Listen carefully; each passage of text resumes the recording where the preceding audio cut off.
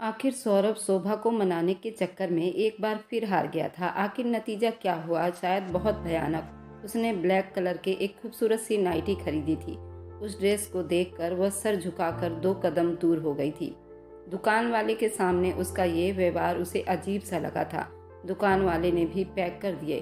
सौरभ के कहने पर दुकान वाले ने मुस्कुराहट से उस ड्रेस को थमा दिया और उसे पैक करने के बाद सौरभ के हवाले कर दिया। बिल पे करने के बाद सब कुछ उठाकर गाड़ी में ले आया था। पहले जो हल्की फुल्की बातचीत कर रही थी, अब उसने अपने होठों को ताला लगा लिया था। उस अजीब तरह की चुप्पी को सौरभ हैरानी से नोट कर रहा था। आखिर वह क्यों चुप हो गई थी? इस तरह अचानक सौरभ की बढ़ती हुई मोहब्बतें और नजदीकियां उसे क्यों डरा रही थी? घर वापस आने के बाद वह बराबर सौरभ से दूर ही रही, ना बातचीत की और ना ही उसके पास गई। ये सब कुछ तो उसे अजीब लग रहा था। अजीब उसकी दादी ने उसे बहुत समझाया था वह अपने पति पर ध्यान दे, उसके कमरे में जाए, उसके साथ टाइम बिताए, लेकिन किचन में ही उनके साथ उलझी रही। न जाने क्यों उसे लग रहा था जैसे सौरभ के इरादे फिर से ठीक नहीं लग रहे और अपने आप को उसके काबिल नहीं समझती थी। वह सौरभ को सुकून दे पाएगी जिस सुकून की वह इंतजार में था, और ये बात उसे अंदर ही अंदर अपने ज़मीर पर एक बहुत बड़ा बोझ लग रहा था। जानकी देवी ने खाना बनाते हुए नरमी से उसका हाथ थाम कर उसे समझाया था, इस घर में तुम्हें अपना मजबूत कदम बढ़ाना होगा।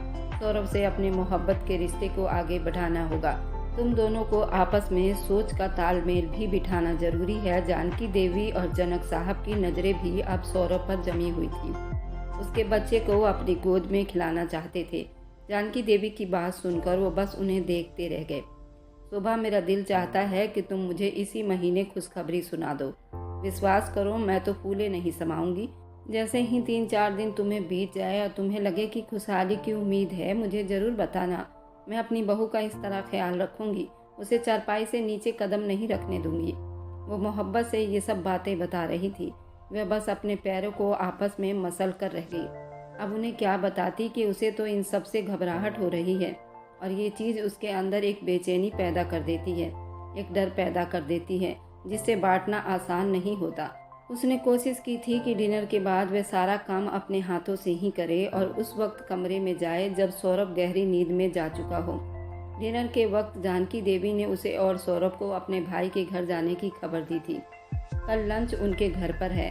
वे शादी के खुशी में सबको लंच पर बुला चुके हैं। तुम जाकर सौरभ से ये बात कह देना कि वे घर पर ही रहे। एक बार और जानकी देवी शोभा के कान में ये बात डाल रही थी कि वह कल तैयार रहे, किसी भी तरह की कोताही बर्दाश्त नहीं करेंगी।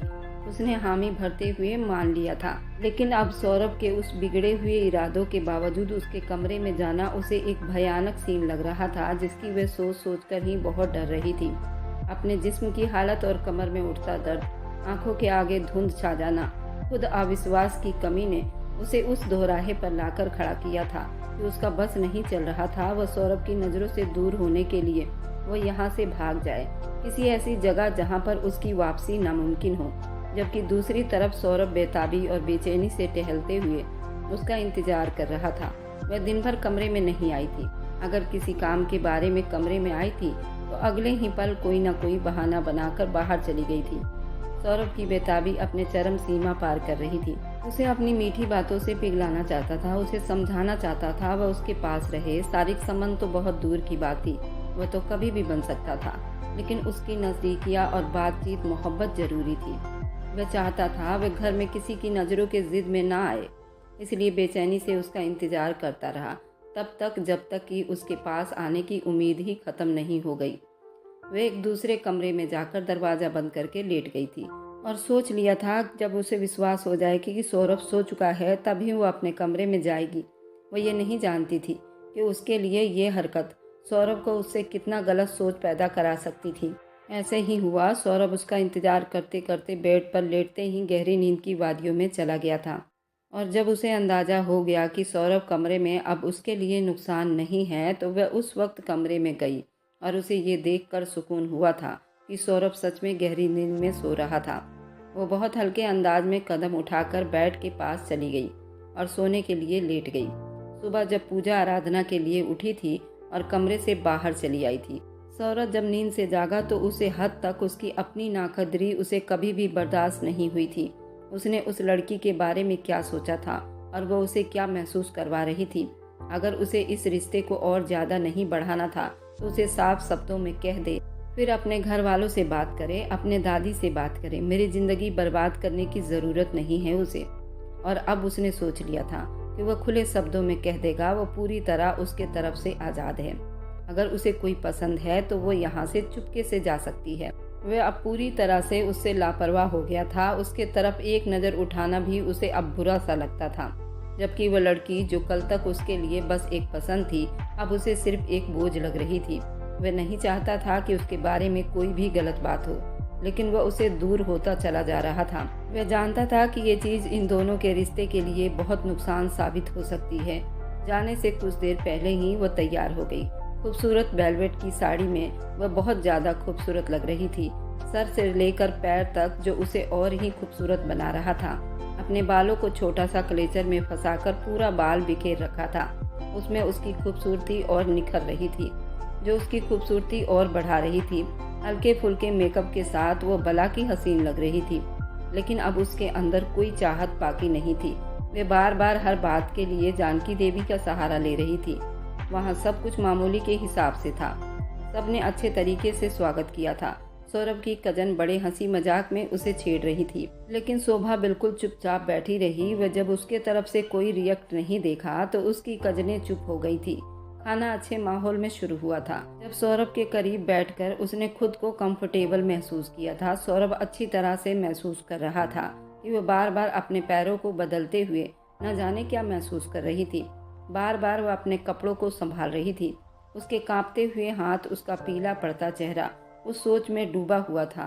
वह न जाने क्या सोच रही थी। उसका खाने की तरफ भी ज्यादा ध्यान नहीं था और अचानक ही उसने सौरभ के घूरने पर उसने अपना हाथ, पहली बार वह खुद से उससे कोई बात करना चाहती थी। सौरभ महसूस कर गया था, उसके तरफ झुक गया। क्या हुआ, तुम यहाँ कंफर्टेबल क्यों नहीं हो?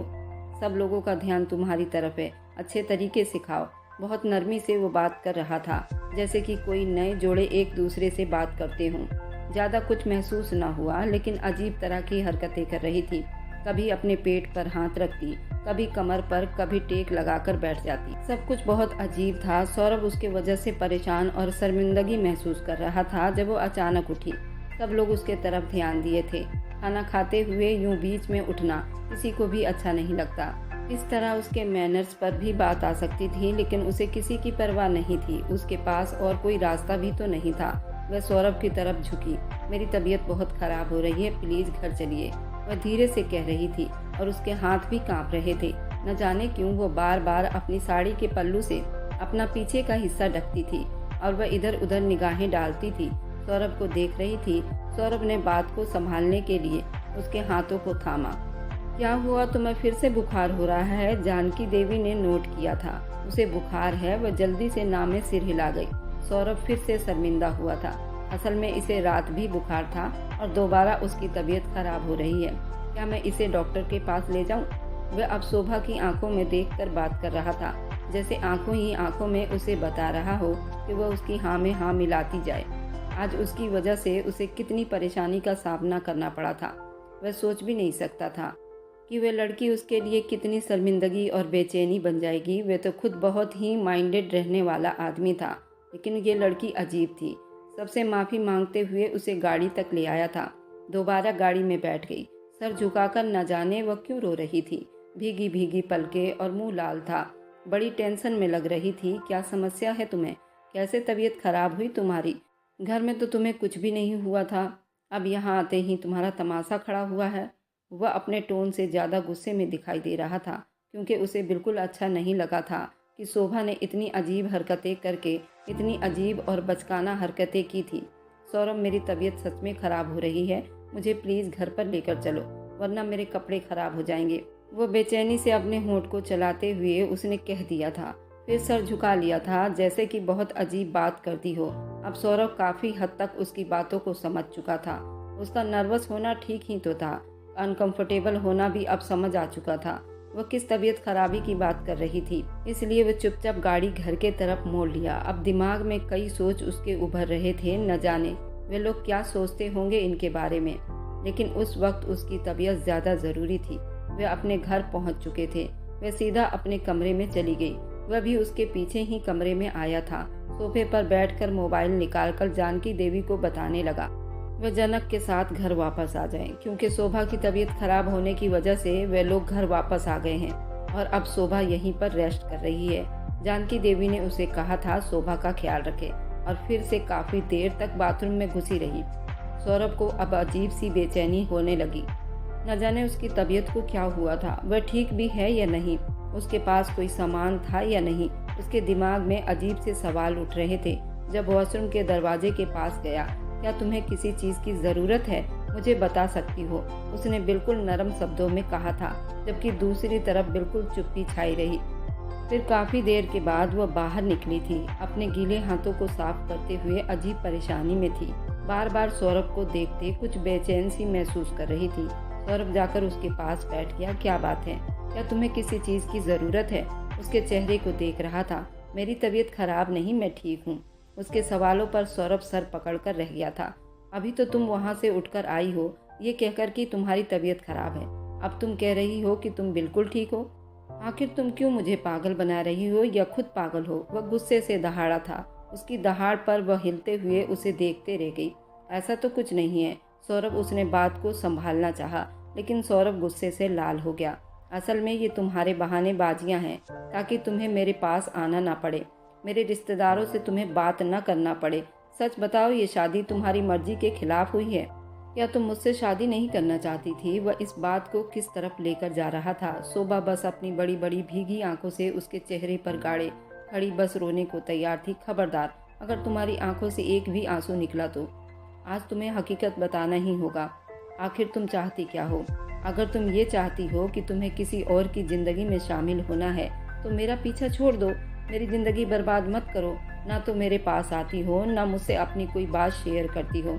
आखिर तुम्हारे साथ क्या समस्या है? अगर तुम कोई बात बताओगी नहीं तो मुझे कैसे पता चलेगा? मैं अंतर्यामी थोड़ी हूँ, तुम्हारी हर बात अपने आप जान जाऊंगा। तुम मेरी धर्मपत्नी हो, अपने कर्तव्य से भी पीछे हट रही हो। ऐसे रिश्ते का क्या फायदा? खोखला रिश्ता जिसके बनावट से अब मैं तंग आ गया हूँ। इस रिश्ते को साथ लेकर चलना मेरे लिए कितना मुश्किल हो गया है। उसने बड़ी हिम्मत की थी, आगे बढ़कर सौरभ के हाथ थाम लिए।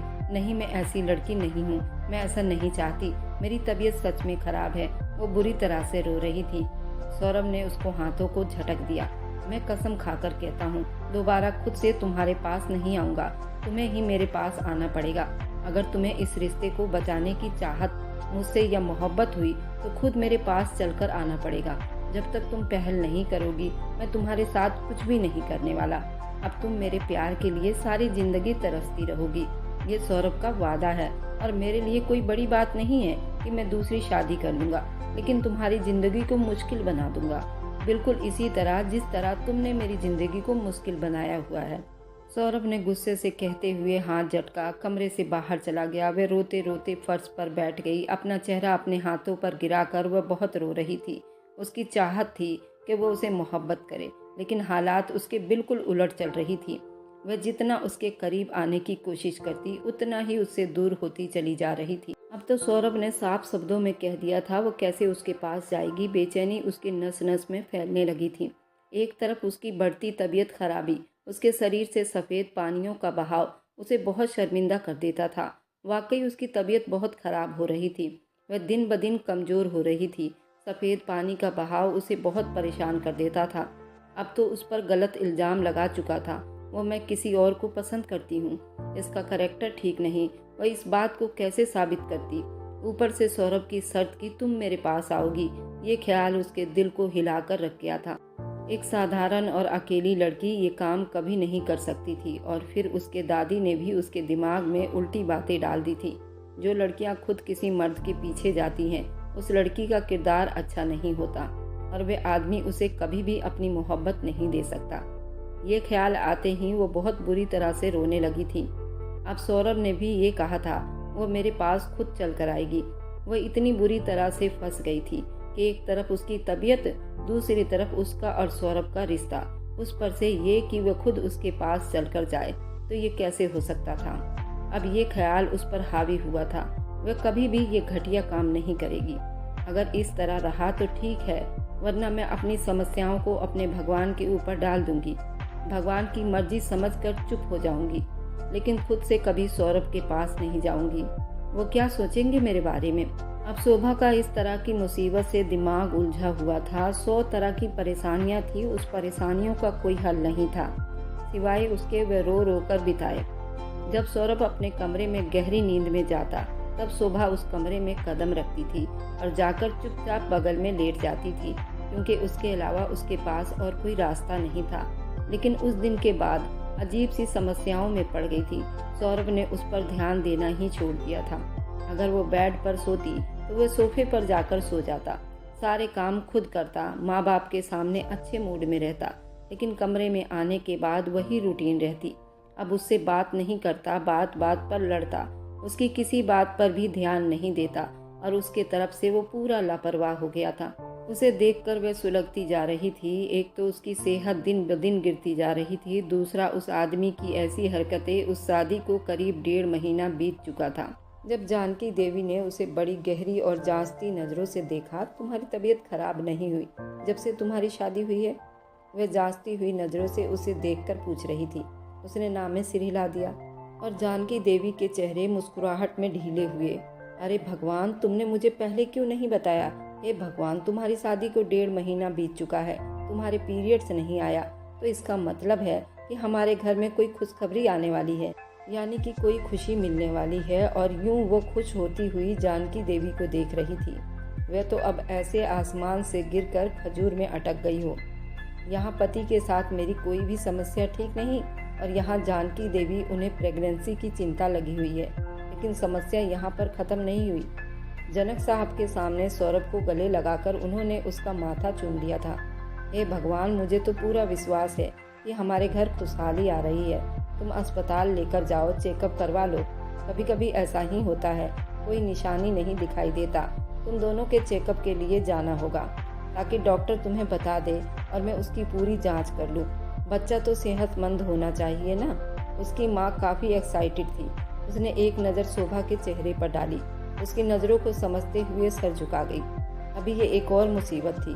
मैं तो ऐसा कहती हूँ कि तुम दोनों अभी फ्रेश होकर आओ और जाओ सीधा डॉक्टर के पास। तब सौरभ ने थके हुए शब्दों पे माफ़ी मांग ली थी। सुबह जाएंगे प्लीज़, मैं अभी रेस्ट करना चाहता हूँ। उन सब समस्याओं से घबराकर वह सीधा अपने कमरे में चला गया। अब वो क्या बताता अपनी माँ को। ऊपर से उसकी पत्नी तो अब मुसीबत में फंस चुकी थी। इधर सौरभ सोच चुका था कि वह उसके साथ वह अपनी दूरियों को बढ़ाएगा तो वो खुद ब खुद उसके पास आ जाएगी। उसे अंदाज़ा होगा कि वो अपने पति को नाराज करके उसने अच्छा नहीं किया है और कितनी बड़ी गलती की है। लेकिन यहाँ पर ऐसा कोई सीन नहीं था और अगली सुबह ही जानकी देवी ने तो सारा घर सर पर उठा लिया था कि वह शोभा को डॉक्टर के पास ले जाए और जल्दी से खुशहाली लेकर वापस आए।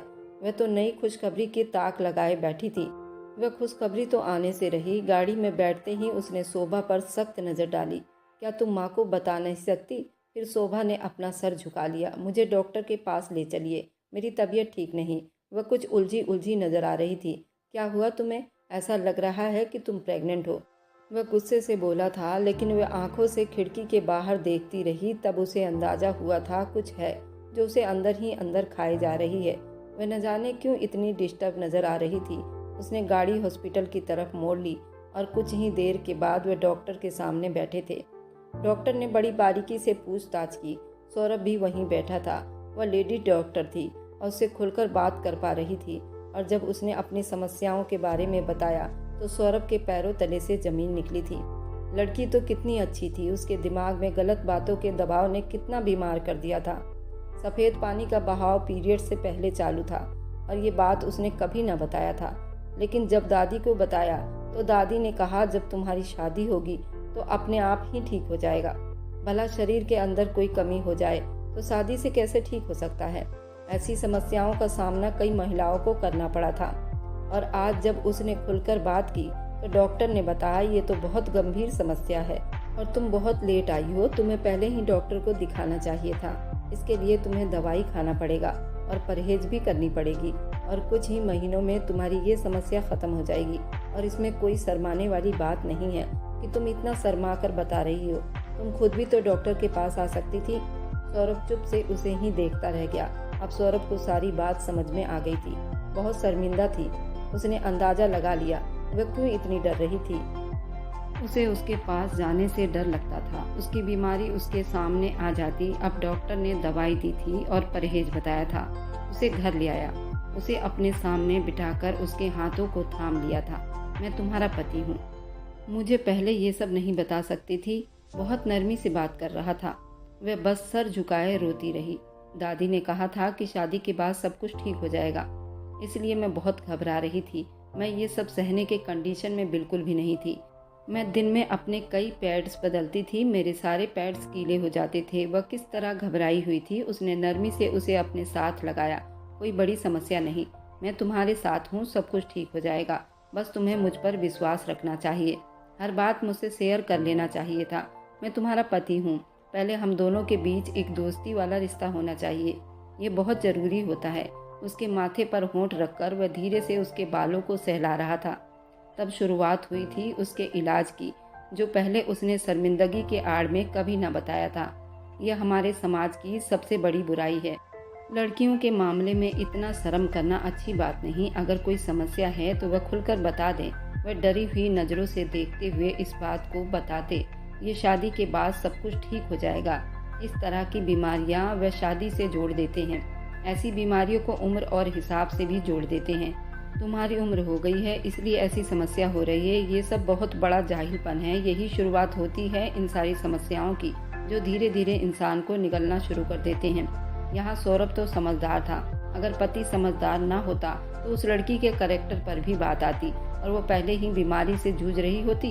ऊपर से उनके कैरेक्टर पर बात आ जाती, फिर वह दिमागी तौर से भी बीमार हो जाती, बिन कुछ किए हुए गुनहगार बन जाती हैं। तो ऐसी समस्याओं को नज़रअंदाज न किया जाए और फौरन डॉक्टर से इस समस्या के बारे में बात की जाए, तो ऐसी कई अनहोनी से इंसान बच जाएगा। कुछ ही दिनों के अंदर अंदर सौरभ के साथ उसकी इतनी अच्छी दोस्ती हो जाएगी, उसने कभी सोचा भी नहीं था। कहाँ तो उसका लाइफ पार्टनर, क्राइम पार्टनर बनने वाला था। अब हर बात उसके साथ शेयर करना, उसे एहसास दिलाना, उसके साथ ही उसके मेडिसिन का ख्याल रखना, उसका प्रॉपर डाइट का भी ख्याल रखना। लेकिन उस बीच एक बार भी उसके करीब नहीं आया था और ना ही उसको इस चीज़ की कोई चाहत हुई थी। 2-3 महीने में बिल्कुल स्वस्थ हो गई थी।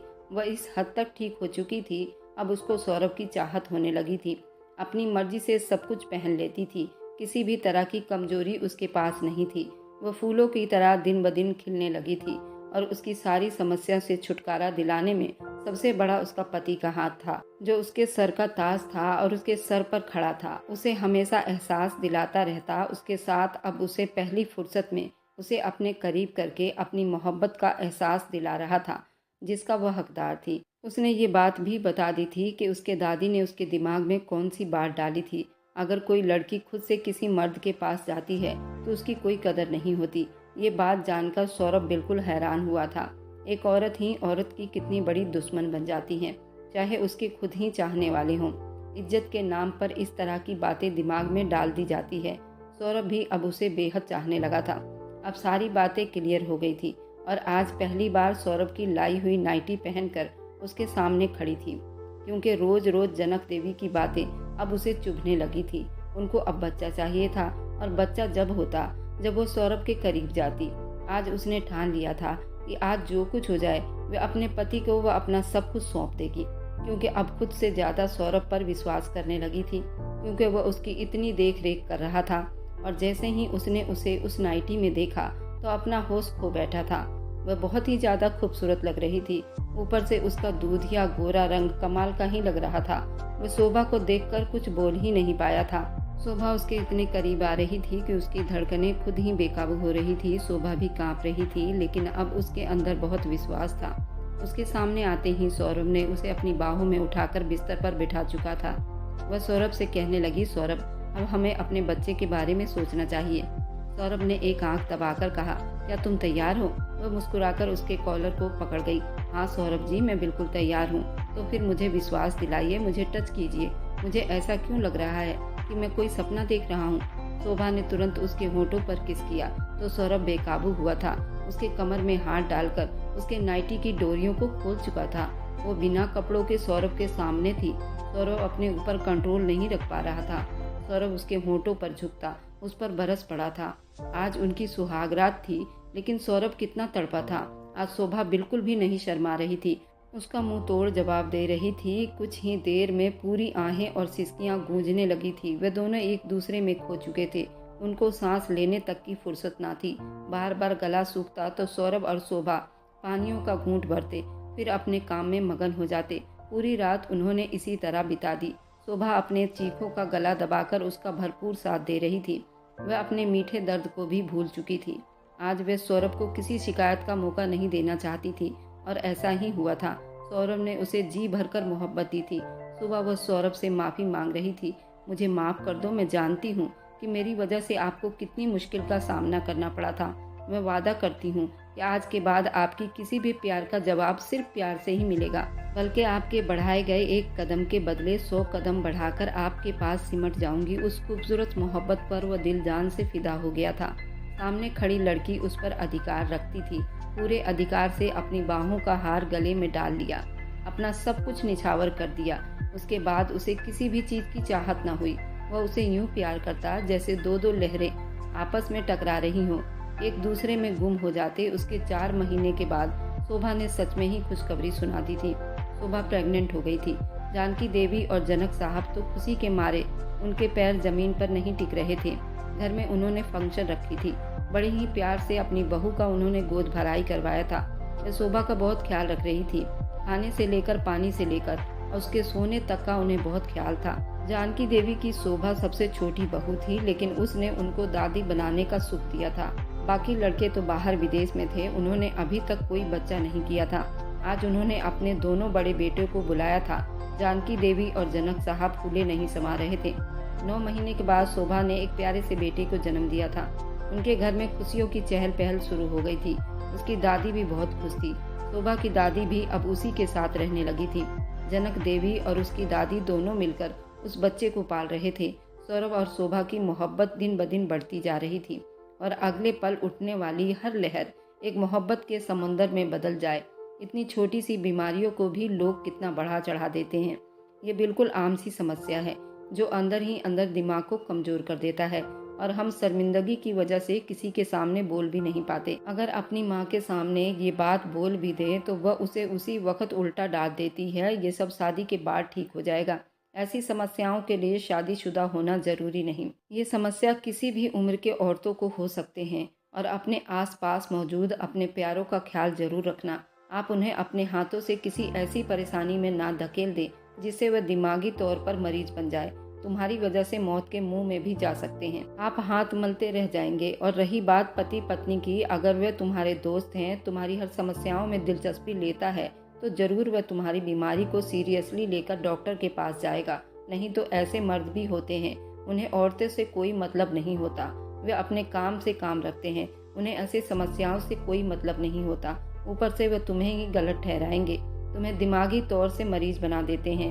ऊपर से लोग उस लड़की को या उस औरत को बदचलन साबित कर देते हैं और उसे कहते हैं तुम्हें ही अपने रिश्ते को चलाने नहीं आया। अच्छा पति मिल जाता है और ये सब तो भगवान ने जोड़ी बनाई है और इस रिश्ते को बड़े दिल से स्वीकार किया जाता है। हमेशा एक औरत की ही दुश्मन रही है, अनजाने में ही सही, लेकिन ऐसी सोच रखने वाली औरतें अपनी बेटी या अपने प्यारों को ही दिमागी मरीज बना देते हैं।